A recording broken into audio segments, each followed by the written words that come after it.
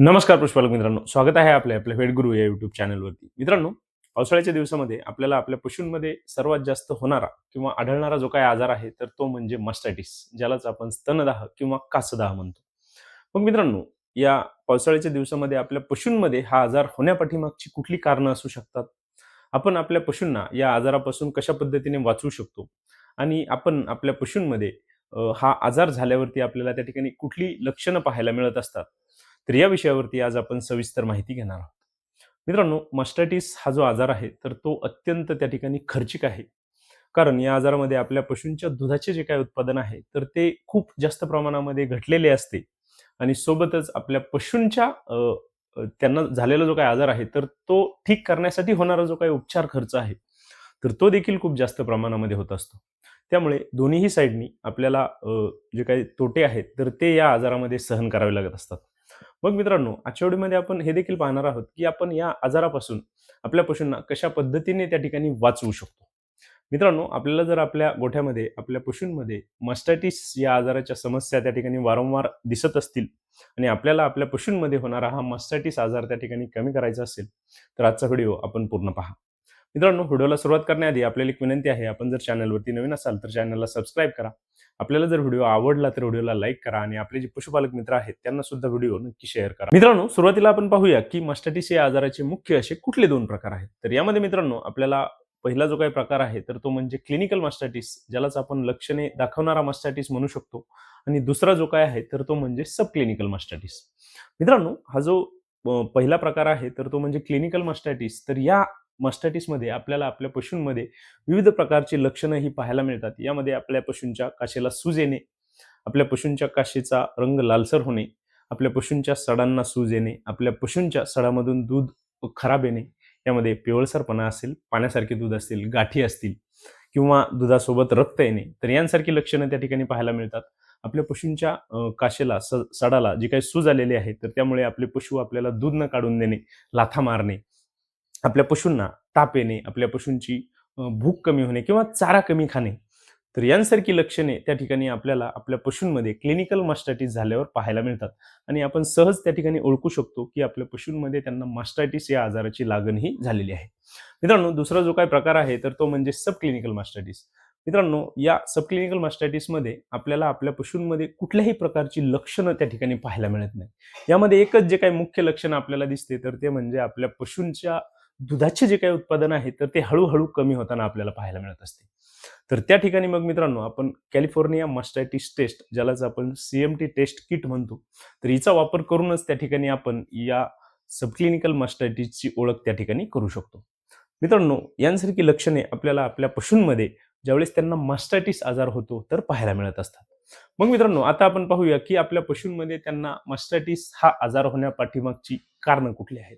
मित्रांनो, आपल्या पशूंमध्ये पावसाळ्याच्या दिवसामध्ये मास्टायटिस आजार होण्यापाठीमागची जी काही कारणं आहेत तर यामधील पहिले जे काही कारण आहे तर ते म्हणजे गोठ्यामध्ये ओलावा असणे किंवा आपल्या गोठ्यामध्ये चिखल असणे.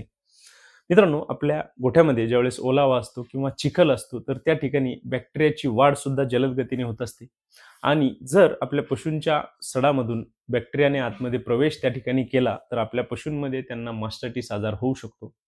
तर हे एक मुख्य कारण त्या ठिकाणी आपल्याला पाहायला मिळते. दुसरे जे काही कारण आहे तर ते म्हणजे अस्वच्छता.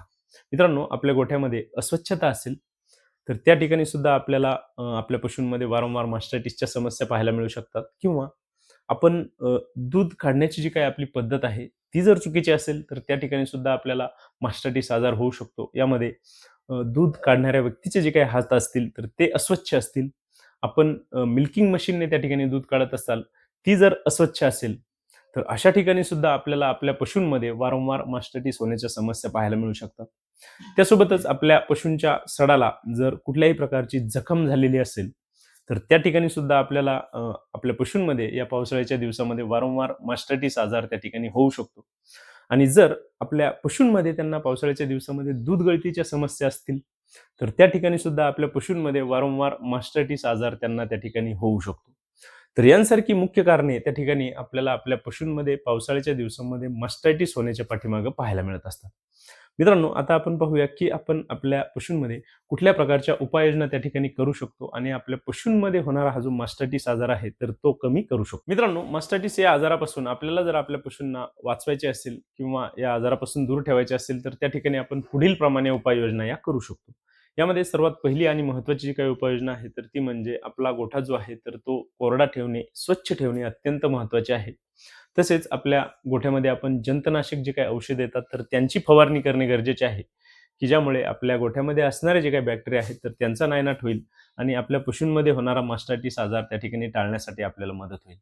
तसेच दुसरी जी काही उपाययोजना करायची आहे तर ती म्हणजे आपण स्वच्छता ठेवायची आहे. यामध्ये दूध काढणाऱ्या व्यक्तीचे हात स्वच्छ असणे गरजेचे आहे. आपण जे काही मिल्किंग मशीनचा वापर करता तर ती स्वच्छ ठेवणे तितकेच महत्त्वाचे आहे.